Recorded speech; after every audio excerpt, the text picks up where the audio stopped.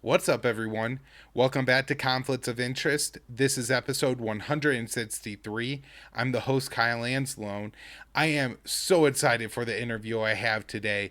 I have on Matthew Hoh, who is the whistleblower who resigned his post, and tried to tell the American people, warn the American people, and even our members of Congress that the surge in Afghanistan was not going to work, and we could save a hell of a lot of lives by not doing it.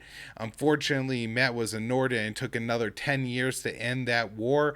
However, I have him on today for the second part of the Villains of the Afghan War series, where Matt talks about his personal experiences in Congress and what congressmen, he names names, he taught to acknowledge the war was wrong and continue to move forward with it anyways.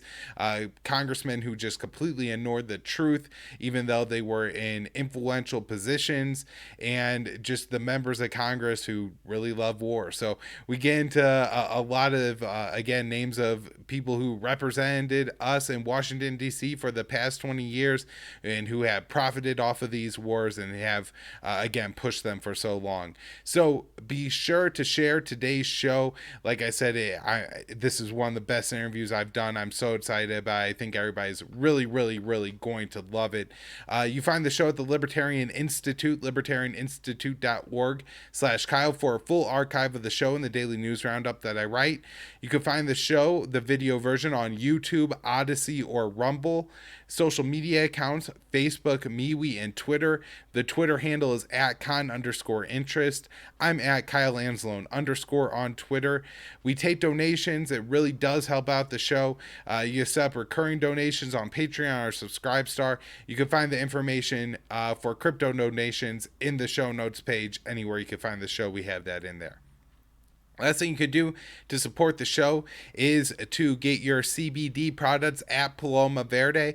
PalomaVerdeCBD.com has a great selection of high quality CBD products. They have so many products that you may, want to look at their website in the education tab and figure out how different products could help you differently. They also have their lab test results right there on their website, so you can ensure that you're getting high quality products that are going to work consistently for you and are dosed evenly. And that's huge to, having CBD be really helpful to you. I like their topicals. I use a sports cream almost every day. It smells great. It works fast. It lasts a long time. But also, if you got, just a little bit of anxiety, need to mellow out, the gummies are great for that. They have, low dose, so you eat 2 or 3 gummies, and they work fantastic. But several products, all kinds of stuff they have at PalomaVerdeCBD.com. Just be sure to use the promo code PEACE, PEACE. That gets you 25% off when you spend $75 or more, and gets the show a kickback. And here's the interview with Matthew Hoh. Hey, Matt, how's it going? Welcome to Conflicts of Interest. Hey, thanks so much, Kyle. I'm happy to be here. Well, I'm really happy to have you on. And of course, you were recently discussed on the show in the first segment of this series I'm doing, kind of calling it Heroes and Villains of the Afghan War a little bit. Although I know some of the people on the heroes list are uncomfortable with that title, so I do say it a little bit, tongue in cheek. But Kevin and me did talk about you and the what you did in 2009, like as Obama is starting to ramp up his surge, and how we could have really averted the some of the crisis of the surge, at least maybe a little bit, have people listen to you more, but maybe even ended the war there, and this could have been over 10 years ago. But I don't know, maybe save that for a different day. And today we're going to focus on some of the villains of this war, some of the people that kept us in Afghanistan for the past 20 years. And man, I'm just ready to let you roll and tell me who you think are some of the people most responsible for this. Oh, thanks, Kyle. I appreciate those comments, man. I do. Thank you for saying that. And thank you for that discussion with Kevin. Kevin is a hero, and so is everyone in anti-war. I mean, like it's, yeah, I won't belabor it, but yeah, I mean, it means a lot to me. So thank you. I'm going to focus my villainry discussion on people I knew personally, things that happened to me directly, and this is primarily going to be 2009 to 2012. in terms of the personal experiences I had with the people who were supporting the war, either directly or indirectly. I mean, I had other experiences going back. I mean, when I was in the Pentagon from 2002 to 2004, I was a junior Marine officer on the Secretary of the Navy staff, personal staff. And so I saw a lot I witnessed most of the run up to the Iraq War, as well as dealt with people in the Pentagon. In that position, I had to go over to Congress. Other times I dealt with members of Congress when I was working in procurement, where I was at one point I worked for the Joint IED Defeat Organization. This is in 2008, and I led a team that was looking at counter-suicide bomber technologies. And I used to have to go to Congress to defend our testing because contractors were threatening to sue because we weren't selecting their products. I mean, so I saw a lot of it, a lot of the greed, the cravenness,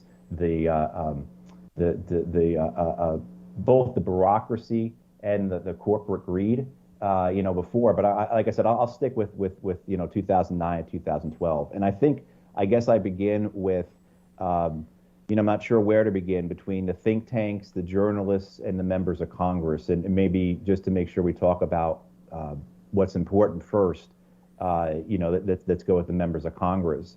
And so I resigned in protest from my position in Afghanistan 2009, September 2009. In October of 2009, I spoke with the Washington Post. I had, at that point, had just wanted basically the Washington Post to write an op-ed. I wanted to write an op-ed in the Washington Post about why I resigned. And, because people remember back in the fall of 2009, this was a big conversation in the U.S. about escalating the war in Afghanistan. Obama had already done it. Actually, under Bush, they had begun escalating the American part of the war in 2008, actually. But Obama really escalates it, sends tens and tens of thousands of troops as soon as he gets into office. So by the time the fall of 2000 comes around, Obama has sent somewhere between 30 and 40,000 U.S. forces already to Afghanistan, as well as NATO forces and a ton more contractors, et cetera. So this conversation in fall of 2009 is really about the second half of the escalation, and that's one of the things that I saw missing in this conversation back when I was back in the States after I came back from Afghanistan was just the context, the accuracy, the fact that, look, they've already escalated this war. What are you talking about a surge? We've already sent 30 to 40,000 troops there in the last 6 months, or last 9 months, I should say. And like just those things being left out. And so that's what I wanted to write an op-ed for, and the Post ends up writing this big expose on me, and I end up on the Today Show and Fareed Zakaria with Judy Woodruff, et cetera, et cetera. I say all that just to give people background so they understand how I ended up being in front of Congress and with members of Congress a lot. One thing that had happened when I was in Afghanistan was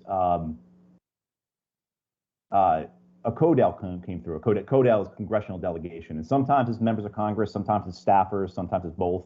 This time it was a group of staffers, and I'm on my provincial reconstruction team down in Zabul province, which is in the southeast next to Kandahar, and I get a phone call basically to set up a conference call with these members of this congressional delegation, and what I'm told is they want to speak to me as well as my counterpart, myself and this Air Force officer led this provincial reconstruction team. And my counterpart in Kabul is calling us to set up this conversation with this CODEL because this CODEL had come through, the staff delegation really is a staff del, I guess is what you call it. The staff delegation had come through, and these guys were adamant that they didn't want to hear the same tired things. They had been given the typical dog and pony show, taken to the Potemkin villages, given the whole, the spiel, the standard VIP treatment. They have been fed the lies of the war, and these guys are smart enough to know better. And at that point, it was well known that I had a big mouth as well as my counterpart in the Air Force. And so the people in Kabul said, well, if you want to hear differently, talk to these guys. And that's what we did. We told them exactly what was happening. So fast forward a few months later, and my story comes out in the Post, and this is just a way of explaining how I get the attention of John Murtha. John Murtha, who had been a Marine officer of the Vietnam War, who had broke with the Bush administration early on in the Iraq War, was one of the first supporters of the Iraq War to turn against it, was very public in that denunciation of the war, and he was strongly opposed to the Afghan escalation. And one of his staff members, I can't remember his name, says to him, "Hey, sir, remember when I was in Afghanistan a few months ago, and I came back and I told you about, we talked to these guys who were saying stuff that we knew were true, but no one else would say. This is one of those guys, And so Murtha says, get him in here. So I end up going in. Murtha brings me into all aspects of Congress. And unfortunately, Murtha passed away in December of that year from complications after surgery. And I think quite possibly, if he had lived, things may have gone differently with the war in Afghanistan. I mean, just to give you the level of prominence, he brings me in. He is at that point chair of the House Appropriations Committee for Defense. I mean, so this is a very serious person. And he brings me. He assembles the entire House Appropriations Subcommittee for Defense and has me talk to them, all 26 or 28 members, right there.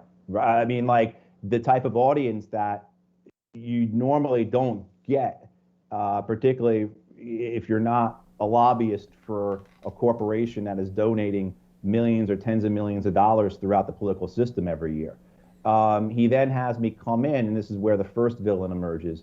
He then has me come in and address the entire House Democratic Caucus. And this is maybe the second or third week of November of 2009. And so I'm in the Capitol building, in the basement of the Capitol building, and they're sitting in front of me. I'm supposed to debate Ike Skelton, who is the chair of the House Armed Services Committee at the time.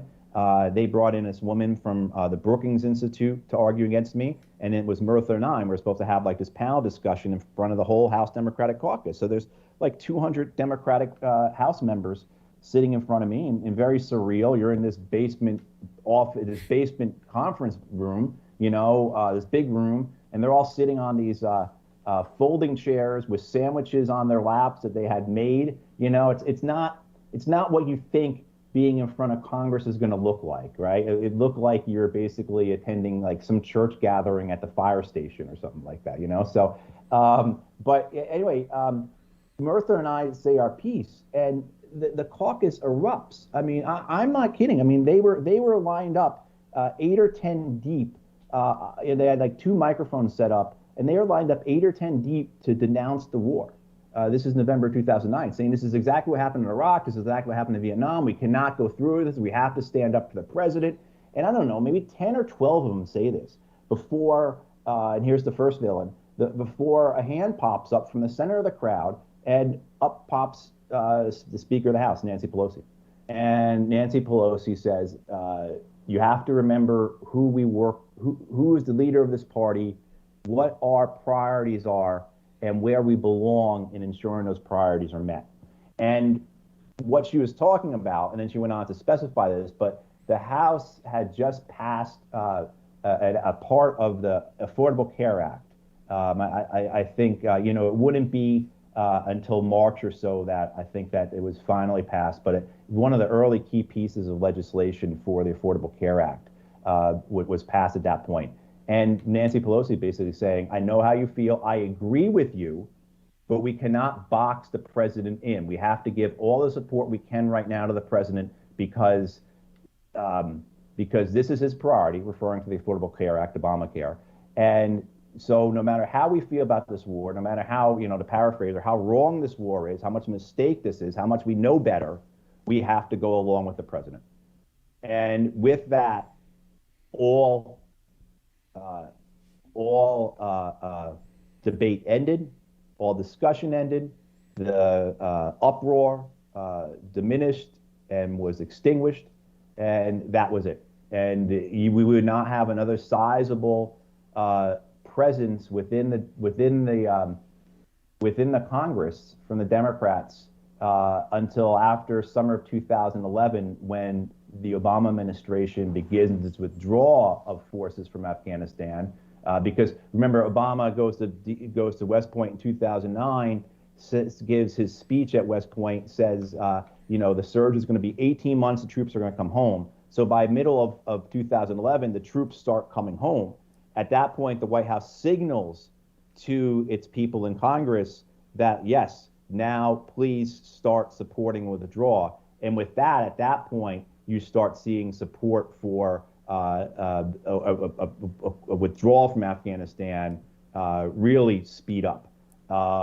It had sort of begun in 2010, but anyway, the point being, Kyle, is that seeing Speaker Pelosi in action like that, how she controlled the caucus, being with John Murtha, he died about a month later or so. He was angry. He wanted to basically stage a revolt, from what I could tell. He wanted to, this would be the cross he would die on, so to speak. And the villainy of choosing a priority, a domestic political priority like the Affordable Care Act over the war, the argument that you can't have both, and that the priority of the ACA dominates the death, the suffering, the killing in Afghanistan, the potential for increased instability, the potential for increased chaos. I mean, at the same time, too, this signals the Obama administration they can do whatever they want in Afghanistan or throughout the world, right? And so then you see what happens with Libya, you see what happens with Syria, and finally it rested a bit in 2013 when the Obama administration tries to begin a war in Syria over those supposed chemical weapons attacks. But from 2009 to 2013, the Obama administration basically has a free hand to expand the wars as it chooses. And I mean, there's a lot more to it, but I personally saw how that was afforded to the Obama administration, how the House gave up its responsibilities for the president's domestic political party, and without even making the argument that you could do both. Right? It was just the slavishness, the loyalty, the obedience, the allegiance. So I put the whole House Democratic caucus, in this cast of villains.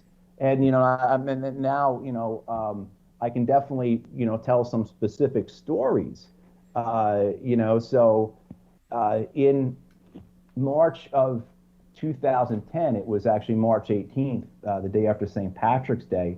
I go in to see Ike Skelton, who is the House Armed Services Committee chair, and I give him my understanding of what's happening in Afghanistan. And Skelton says to me, again, this is the man who is the Democrats controlled the House at the time. So this is the senior most elected official in the United States for oversight of the armed forces, right? This is the people. I mean, if you go up through the House is the People's Chamber, et cetera, et cetera. This is the man who is responsible for the armed forces for the people of the United States. You can argue in a way that's more important than the president, because as the president's commander in chief, it's his actions, and the Congress is supposed to be the check on those actions, right?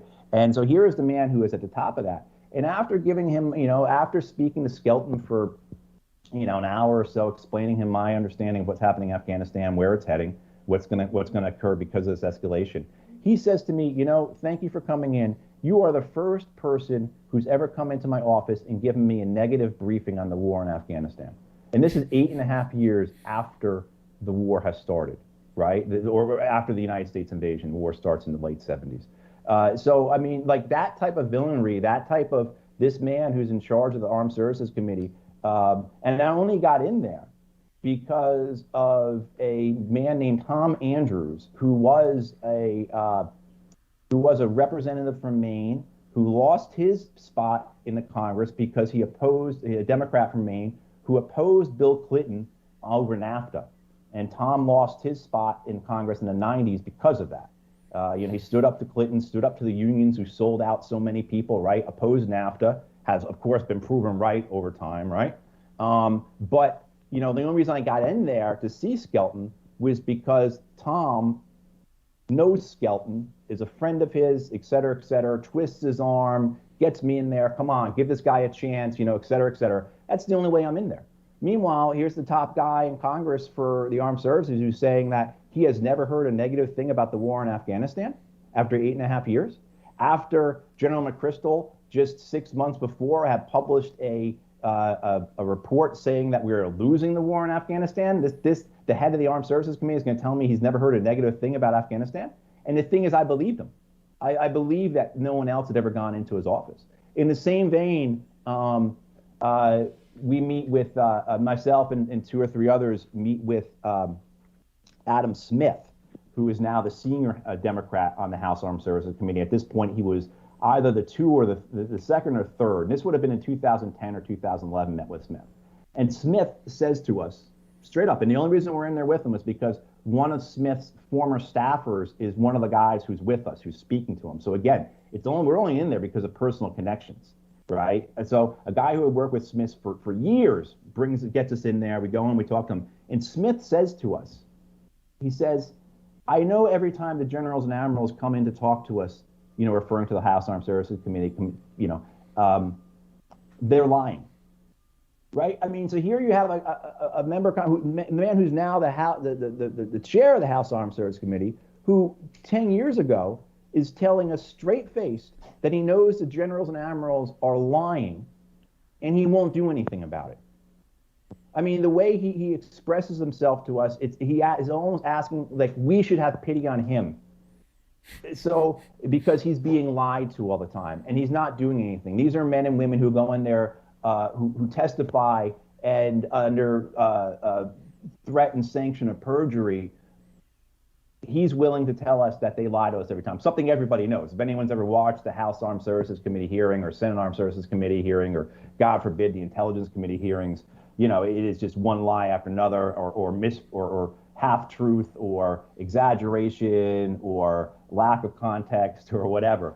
But, and the third example I just want to give of this, and there are others, but I don't want to, I've been talking for a while now, and Jack Reed. Jack Reed is, I can't remember if at this point, when I go in to see him in 2011, it would have been, if he was if he was the ranking, I'm sorry, because the Democrats were not in power, if he was the ranking member of the Senate Armed Services Committee, or the second, the second highest Democrat in the Senate Armed Services Committee. But anyway, Reed gives me and a couple of my colleagues, again, plenty of his time, an hour and a half of his time. We discuss these things.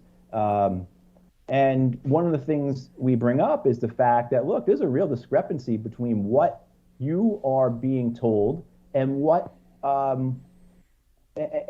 actually occurring. The generals are coming in here and lying. And when we leave, his staffer walks us out, and his staffer says to us, we know, referring to the office in the Senator Reed, we know that there is a discrepancy, there is a dissonance, there is a disconnect between what the generals are saying and what the reality is on the ground in Afghanistan. But we do not feel it is our place to get in between. I mean, so it's that type of what I mean, what you're telling me it's not your place to get in between? I mean, it was over and over again. And the Republicans were just as bad. I mean, I would go in. Ron Paul would have me come in a number of times, speak to various members of Congress. He'd have these people. He'd pull in people who didn't agree with him. I discuss all this. They say that makes sense, and then they would just continue to go on with their pro-war, pro-war support, their pro-war statements. I think probably the most succinct story to tell about this is, at this point, I was doing a lot of television, too. I was on MSNBC a lot. And Michael Steele, if folks remember Michael Steele, he was the chair of the Republican National Committee in 2010. And he was always putting his foot in his mouth, if people remember him. And this is why what he said is so striking, is so important. I was in the green room with him at MSNBC about a week after, this would have been 2011, because it's about a week after President Obama announces that we're going to start pulling the troops out of Afghanistan. And Steele had made a comment saying, President Obama is correct. We need to end this war in Afghanistan. And a week or so after he says this, I see him in the green room, and he knows I'm talking about Afghanistan. So he says to me, after I said that, I have never received such hate and discontent from members of Congress as I did after I said that. And he said that, several, I forget how many, but say a half dozen senators called him, and more, and literally he heard from dozens of House members, all Republicans, saying basically, look, you're right. The war in Afghanistan is wrong. It needs to end. This is a mistake, et cetera, et cetera. But you cannot say that. So even on the Republican side, there is this understanding that the war is just effed. It is serving no purpose. It's making things worse. We are just wasting the lives of the kids we're sending over there to be killed. We are slaughtering innocent people. But you can't say that because of the politics, right? You can't say that because if you say that, now you're supporting President Obama, the Democrat, and our priority is our party, not our country. I mean, so over and over again, you see these types of displays of political expediency over principle, over doing what's right, over willing to see more and more young Americans go over there, get killed, come back missing legs, arms, testicles. I mean, just all kinds of things. Slaughtering people. The costs of these wars, understood by these men and women on Capitol Hill, choosing to do what was politically expedient.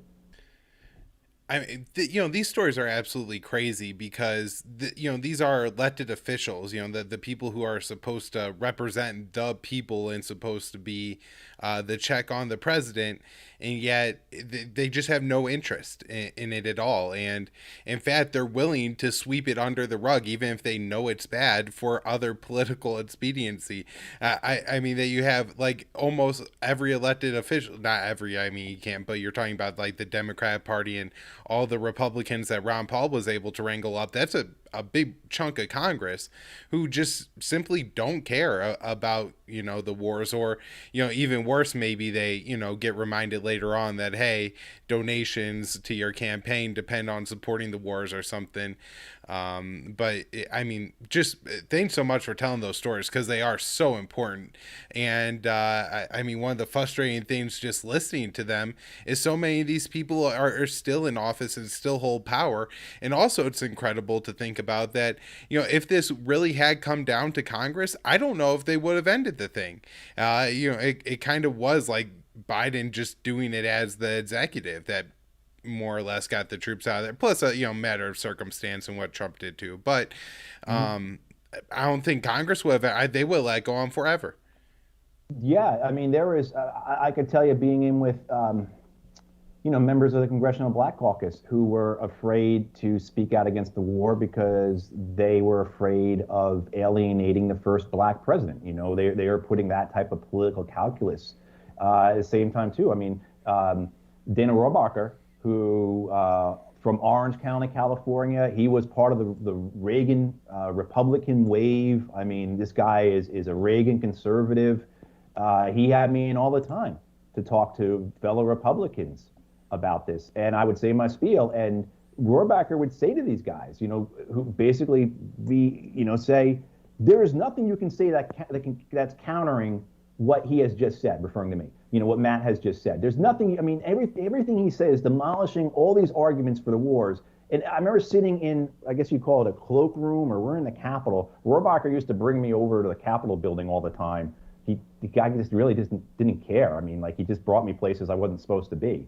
Same with Murtha. Murtha did the same thing. And that's why, say what you will about either Murtha or Rohrabacher, but they actually, on these issues, they believed it. And they brought me places they were. I mean, I wasn't supposed to be sitting in the House Democratic Caucus meeting when they were having that internal discussion, but Murtha wasn't going to let me leave, and no one was going to tell Murtha to tell me to leave. And I really think that, again, I really think if Murtha had lived, there would have been a revolt. He would have led a revolt against Pelosi and the Democrats that would have possibly changed the course of this war. I mean, there's, and Rohrabacher was the same way too. But I can tell you that the intimidation and control by the leadership of both parties is very severe. Say what you will about Pelosi and Schumer and McConnell and McCarthy and Boehner and all these others. They get to those positions of leadership because they are very good at the politics, particularly the internal politics, the politics within the Capitol building, and the politics within the party. And, the late Walter Jones, Republican from North Carolina, unfortunately, Mr. Jones passed in January of 2019. Mr. Jones, for people who aren't familiar with him, he was his father had been a member of Congress. He took over basically his father's seat in southeastern North Carolina, which is where Camp Lejeune is, the second largest Marine Corps base in the country. And, Mr. Jones is the one who came up with the Freedom Fries. He was so for the war on Iraq that when the French said they weren't going to take part in the war on Iraq, he demanded and got the House cafeterias to rename the French fries to Freedom Fries. And that's the kind of pro-war guy he is. And then Walter Jones, who is attending all of these funerals for these Marines at Camp Lejeune. One of the few members of Congress who I know did that. Reminds me to tell you one other thing about the politicians, and I'll wrap it up on the politicians. He's attending these funerals, and he has literally a kind of a road to Damascus moment. He is driving back from the one of the funerals. He is so shaken and overcome that he has to pull his car off to the side of the road. And he just realizes he cannot go along with these wars anymore, and he knows what that means in terms of political consequences. To his benefit, he becomes quite possibly the strongest anti-war member in Congress, along with people like Ron Paul or Barbara Lee or Jim McGovern or some others. But he is definitely, and particularly after Ron Paul leaves Congress, he is it. He is the most committed, I think, anti-war in the sense of ending the wars overseas. But, he says, one thing that they do to him is Jones becomes the longest serving member of Congress without a committee or subcommittee chairmanship. So they punish him because he's not going along with the wars, because he's not doing what the Republican Party wants him to do. He gets to a point where he is just on committees, but he has he's not given any chairmanships, right? I mean, so he's effectively cut out.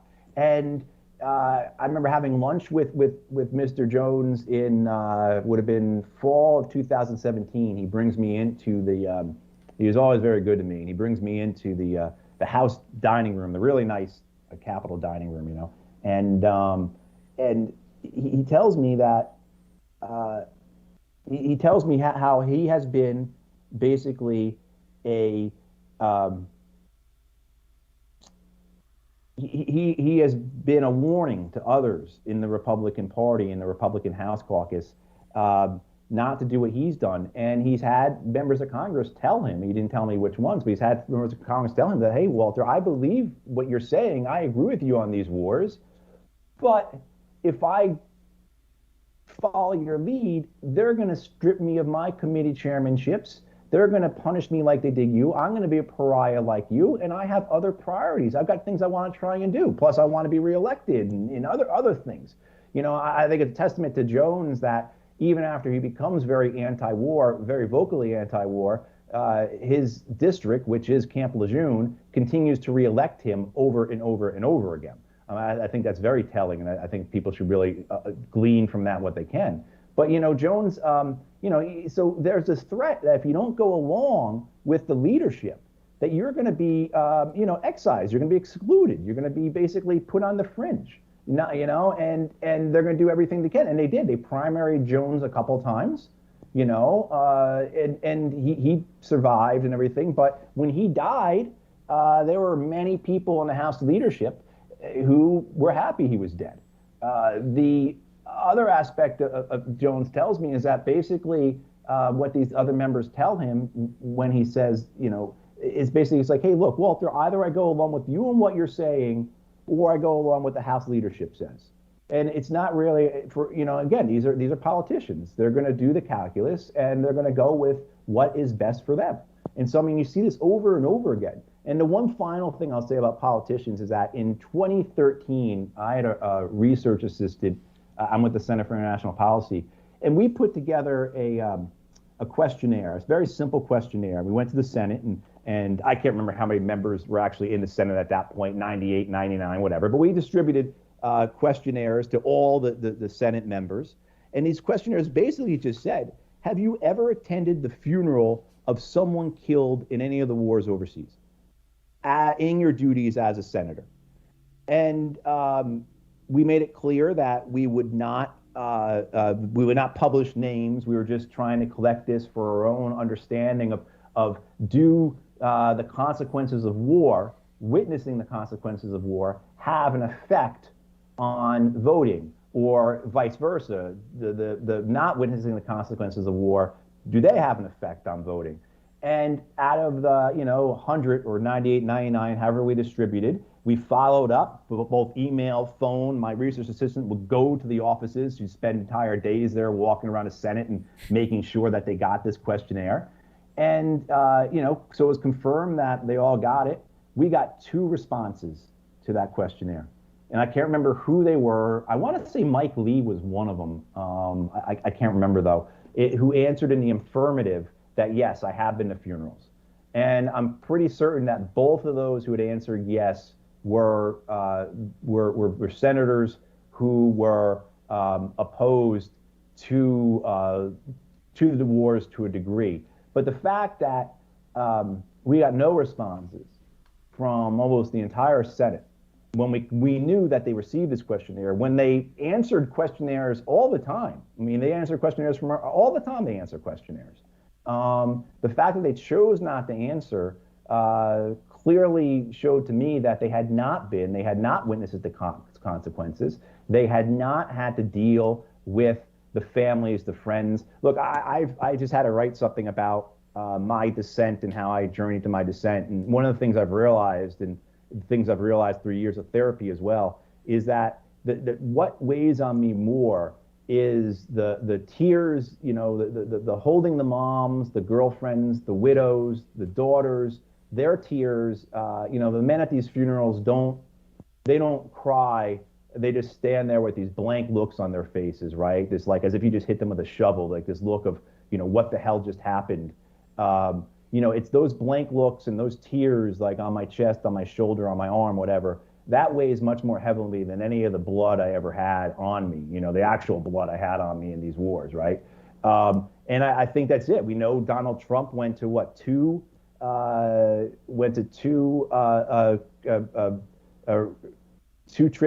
times. Trump went to Dover to attend the return of remains, and he never went afterwards. I think it's because he just could not take. I think there was an incident where the father of SEAL who was killed told Trump it was his fault. But receiving those consequences, having to carry that with you, is something that these men and women choose not to do. And I think that has had a very real impact on these wars, is that so many of the men and women who have led these wars, orchestrated these wars, supported them, cheerled for them, or in case of looked the other way, have not had to deal with the consequences. And, I think that has allowed these wars to be prolonged. Yeah. This was something that really made me realize, like, I would say, like, 2013, 2014, how phony all the people in Congress were. I was living in New Hampshire, and Kelly Ayotte, like, every 2 or 3 times a week would be on the morning conservative radio show hosted by Jack Heath. And at the time, like, the VA was in, like, full scandal. There were vets killing themselves in the parking lots. There's wait list in Phoenix. I know some guys in St. Louis who got, like, letters saying you better go get tested for HIV because we didn't watch the equipment properly. Like, just all that kind of, it was, and every week she would go on there and talk about how much, like, she was fighting for the vets and to get them good health care. New Hampshire was the one state without a VA hospital. At least as of last year, they still didn't have one. And then, she just passed all these military budgets and was for all these wars, knowing it, like, that we didn't have the health care to provide for them. And I was like, oh, so it's really not in any way about the troops or anything like that. It's just all about, saying the things politically that you think are going to get you reelected, because in New Hampshire, being pro veteran really sells. There's a lot of vets there, a lot of people, Mm-hmm. it's one of those states where, where you go for a drive and you're going to see like two or three Vietnam vet stickers on the back of the car. My son's a Marine, my daughter's in the Army, and you know what? It's very common, and so that really sells. And she didn't care. Like, she did nothing, and all the time she was in the Senate to actually reform the VA. She never like made a real stand on it or anything. Voted for all the military budgets, was pro all wars. Hell, she was on the Afghan study group that said we should continue the Right. Afghan war Exactly. even just now. And so, yeah, that was just a real wake up call for me. Yeah, I mean, one thing we have to remember is that what does sociologists tell us? Like 4% of society are sociopath or psychopaths or sociopaths. I can't remember which is which, and someone just reminded me on Twitter, and I still can't remember which is which. But in the sense that I think psychopaths they're psychopaths, I believe, because they do well within organized institutions. They do well within groups of people. They rise to the top, and they do it without compassion or concern for those they were stepping on to get to the top. And, I mean, so we see, to describe the men and women of Congress as being populated by psychopaths, that's not I'm not being dismissive. I'm not being rude. I'm not name calling. I think if you look at what sociologists say about psychopaths, where they tend to exert themselves in which organizations, where they tend to thrive, the environments they try to be in, what they try and accomplish, you can see the psychopathic behavior in so many, men and women. And this week, as we're taping, this, Kyle, you've got Tony Blinken on the Hill in front of the House testifying about what happened in Afghanistan this last month. And the psychopathic behavior of some of the members who are questioning him about how, just the use of the 13 Marines and sailor who were killed in Afghanistan during that withdrawal from the airport, using them as a cudgel when these people don't care at all about those Marines and sailor. These are the same Republican members who are going to vote against the VA every year, right? And it's the same thing with the Democrats. I mean, because the Democrats, when Ayotte was, when you're talking about, but when Kelly Ayotte was speaking, under Obama, the VA, it got more resources, but they left tens of thousands of vacancies and staffing unfilled. You know what I mean? So like they'll do the rhetoric, they'll show crocodile tears, but when it comes to actually doing something substantive, I think John McCain might be the best example of the psychopathic behavior. So at that in 2010, 2011, I was still in DC. I was in a lot of different events, and I was getting invited to things because I had made contacts. A person I worked with used to work at the Nixon Center, and John Kyle was retiring. John Kyle, the senator from Arizona or New Mexico? Shoot, I can't remember. Arizona. If it's Arizona, yeah, McCain, Arizona. yeah. Yeah, because McCain gives the keynote at that thing. And anyway, it's at like some hotel in DC, and I had to run a tuxedo, and that's $175 I'll never get back, that kind of bullshit. And I'm upset, and because like I actually had to sit next to Douglas Feith. If people don't remember Douglas Feith was the number 3 person at the Department of Defense under Don Rumsfeld. He was the Undersecretary of Defense for policy, so the number 3 guy at the Pentagon. And I had to sit next to him. His wife was in between us. But I don't know if I'm more upset.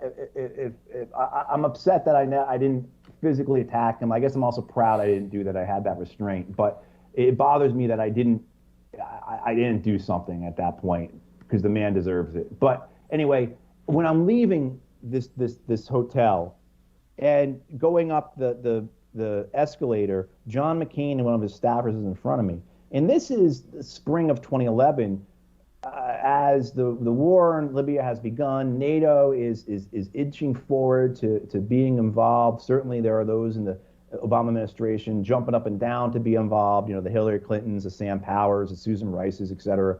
And I can hear this conversation some 4 feet away from him, 5 feet away from McCain and his staffer.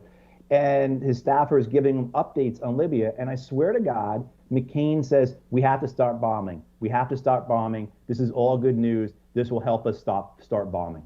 I mean, just in a way that he is just committed, just like as if you're a carpenter and you're waiting for a shipment of wood or nails or hammers to come in. Like, we need this, we need this, we need this to get going.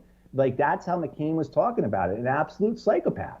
And I think we have to accept that and understand that, many of the men and women in power are those kinds of people. And then the others, many of them others are politicians. And in the structure, again, like what I was sharing about Jones, like what Jones shared with me, the fear within the parties to be punished if you go against the leadership. Right? So if you don't do what Pelosi says, you don't do what Boehner or McCarthy says, you don't do what McConnell says, Schumer says, you're going to be punished. And that's a very real fear, and that extends, across all spectrums and issues, not just the military and wars. As well too. Just we're not going to have time for it, but to talk about the think tanks and the journalists. I go in to meet with Bob Casey's office, and senator from Democratic senator from Pennsylvania, and Casey's staffer, who is a military officer. That's another thing. Within a bunch of years ago under Bob Gates, there always were what were called military fellows on Capitol Hill, where military officers would be assigned as staff members to members of Congress. And under Bob Gates, this program escalated enormously. I don't have the numbers off the top of my head, but it grows in a massive way. I mean, it doubles it, triples it, something like that. So basically, what Gates is able to do is able to place an Army, Marine, Navy, Air Force officer in nearly all the offices, or I think at least a majority of the offices of the House and the Senate. And what he's offering to them is another staff person for free, because the DOD is paying for these people. You're getting a very sharp, intelligent, motivated person. I can guarantee you those military officers were the first people in those offices every day and the last people to leave. I mean, so you're getting just a really top-notch person, but you're getting a person who worked for the Secretary of Defense. But anyway, so the as I saw this in 2010, 2011, 2012, more and more when I would go in to meet with a member of Congress or their staff, there would be a military officer present. And this would be the key person for that representative or senator on military issues. And you had some, Ray Celeste, who was Walter Jones's guy as a lieutenant colonel in the Marine Corps. Ray is fantastic. Ray is truthful, honest. And he worked well with Walter Jones. He represented Walter Jones. He didn't represent the Marine Corps or the Secretary of Defense. But I can tell you that 8 out of 10 of these officers, military officers in the Congress and in the House and the Senate, did exactly that. They represented their service and they represented the Pentagon, not the member's constituents, let alone the people of the United States.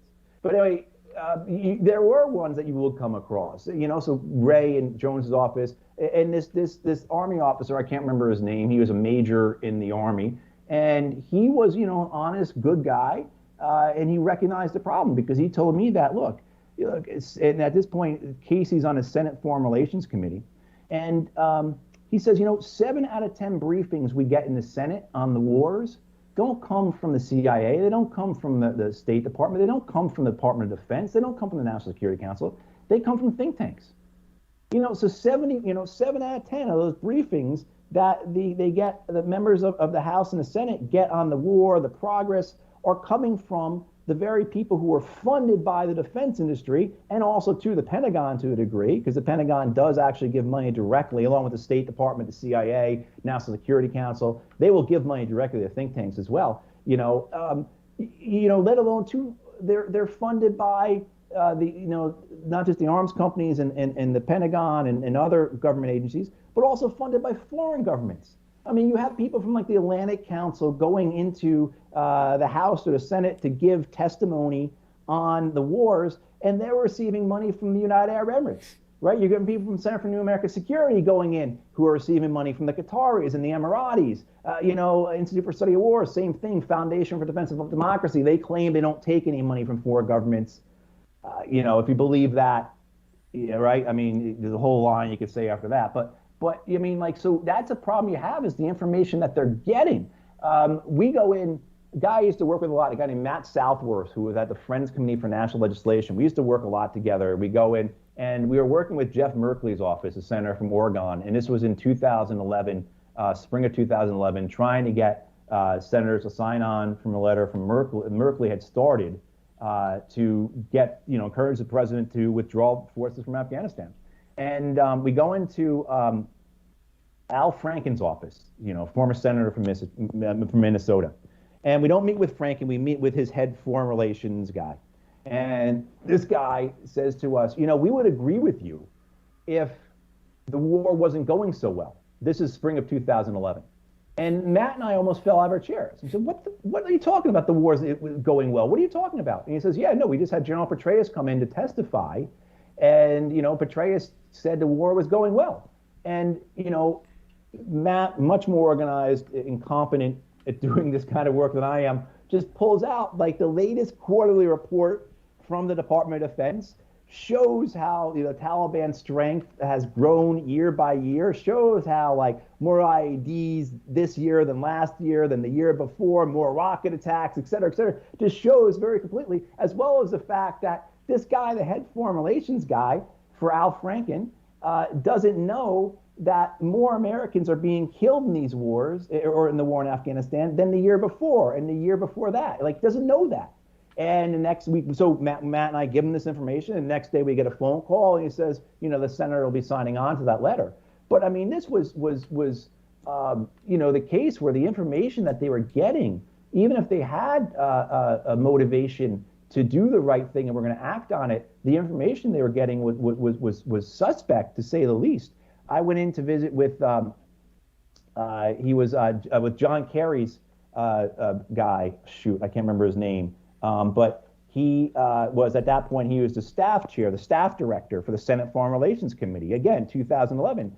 And he nearly jumps up in his chair because he'd just been briefed upon what our commandos in Afghanistan were doing. He says something to me like, I wish I could tell you what I was just told, but we are really taking it to them. And there's no way that they're going to be able to, this time next year, the entire leadership is going to be annihilated. All that bullshit, all that just nonsense, that, the stuff that think tankers like John Nagel would describe as industrial scale killing, that, this is all the night raids. And we were literally 20 to 25 times a night, we were landing commandos, both U.S., NATO, Afghan commandos, into Afghan villages in the middle of the night, kicking in doors, shooting people, taking away their young men, their middle-aged men, their old men in the middle of the night, 20 to 25 times a night, basically carrying out a war of terror against the Afghan rural countryside, thinking that somehow we were going to cause them to be so afraid that they were going to stop supporting the Taliban. That was the essence of the counter-terror strategy that General Petraeus brought into Afghanistan in 2011 after he took over 2010 after he took over for General McChrystal. So he's the staff director for the Senate Foreign Relations Committee, believes this. And I say to him, do you know how many troops we still have in Afghanistan? He had no idea. And then when I said, do you know that the violence has gotten worse and that there's nothing to show that this is having any effect and never has? No idea. And then I say, well, here, look, here's a whole bunch of data. This all comes from the Department of Defense. It's their own information. You can see on these graphs how enemy activity has just gone up every year. Our presence is escalating the war, et cetera, the whole spiel. And he says to me, I don't have time for this, right? I mean, that's the type of people that were there, right? I mean, so and again, I have more stories like that, but this shows kind of the villainy that took place on Capitol Hill, the willingness to go along with the wars, the willingness to be willfully ignorant about the wars, the lack of courage, the cravenness, the calculus of like, well, I might not agree with the wars. I know they're wrong. I know these young men and women are getting killed over there for no good reason. But for my political benefit, it's best for me to go along with it, not step out of line. I mean, that was happened. It wasn't one or two cases. It happened all the time. I mean, it was just prevalent, with the few exceptions of beginning with Barbara Lee, but then men like Ron Paul and Walter Jones, Jim McGovern, Jeff Merkley, Russ Feingold when he was still there. I mean, there were a handful, and you can basically name them who they were. And it was really it's for people who have this rightful distrust of our Congress. They should. And this is why our Congress has less than a 20% approval rate in this country. I don't even think it does, and it deserves that, because it is composed primarily of men and women who are there for their own political benefit, them for actually taking care of their constituents and the people of this country. Yeah. Well, I mean, Matt, from what you just described and it being 10 years ago, maybe things have gotten better, but I think they've gotten actually a lot worse. I mean, when you talk about losing, I think critically, Walter Jones, Ron Paul, and Dennis Kucinich from the House, Yep. those were probably the three most articulate representatives. There are some people in the House who do vote the right way on these issues now, but they usually aren't outspoken about it, and they usually can't say anything like more so than, yeah, we should get our it's very like, Yep. just kind of slogany. It's not, what Ron Paul or something could articulate, where he could really explain why the war in Afghanistan wasn't going well, why nation building fails. He's really paid attention the whole time and knows the thing. And so in some ways it's almost more discouraging looking back at the Congress. But we are coming up on an hour here, so any last thing to wrap up on? Yeah, I mean, one of the things I think people should look at too is the direction that the war always takes from the White House, how much control the White House has over their party. And you can see that in spring of 2010, the House comes pretty close, just about, if I recall correctly, 7 or 8 votes away from, urging the president to withdraw from Afghanistan. And this is the idea behind that was it was giving a stamp of approval of Obama's withdrawal next year. So it's basically saying in spring of 10 that, look, by 11, we agree we should be out and we should begin preparing for it now. And my understanding, again, because I knew people in these offices, whether again the people you mentioned or Democrat, John Conyers' office, Lynn Woolsey. I mean, people like this. So people who had seniority. And so who are privy to the discussions and will be passed to me is that this is all at the direction of the White House. And the reason why this was allowed to come to the floor and be voted on was because the White House knew it wouldn't pass, but it would still give a message that we are committed to withdrawing. So we're still supporting the war, but we're supporting getting out. And then in fall of 2011, we have a voice vote in the Senate that, working with different groups out there. Talk about groups like Win Without War, guys from the Cato Institute, Friends National Committee on Legislation, I mean, Peace Action, all kinds of different organizations, both on the progressive left and libertarian right. And, we have a voice vote go through in the Senate urging withdrawal from Afghanistan in the fall of 2011. And again, the same thing, because that's what the White House wants, because this was Obama's strategy, right? Was that he's going to escalate the war in 2009. We're going to win the war by 2011. He's going to pull the troops home, and he is going to be a better commander in chief than Bush ever was, right? I mean, the whole the reason for this is the glory of the presidency, and we're going to show Obama to be a good war fighter. He won the good war, and he needs that political support. And you could see that the signaling from the White House to the members of his party, and we certainly saw this in the Bush administration. Trump, to a degree, that was kind of and now we're seeing it as well with the Biden administration. With I think anyone listening to this podcast is sickened by the amount of partisanship we're seeing on display right now with regards to the conversation about Afghanistan, right? The contortions people are making to vindicate their side and blame the other. I mean, the contortions are mind-boggling. But, again, now we're complaining about politicians in Washington, D.C. I mean, what do we expect? The only thing to do is to change that, and have people enter into politics who will make a difference, who will be on principle, who will go back to, look, I mean, no way am I going to say the founders of this nation were perfect. I'm actually waiting. If folks want a great historical novel, I'm reading Scandalmonger by William Safire, which is about the early scandals of our founding father, right? Hamilton, Jefferson, Adams, Monroe, the different sex scandals, money scandals, and the way the press was involved.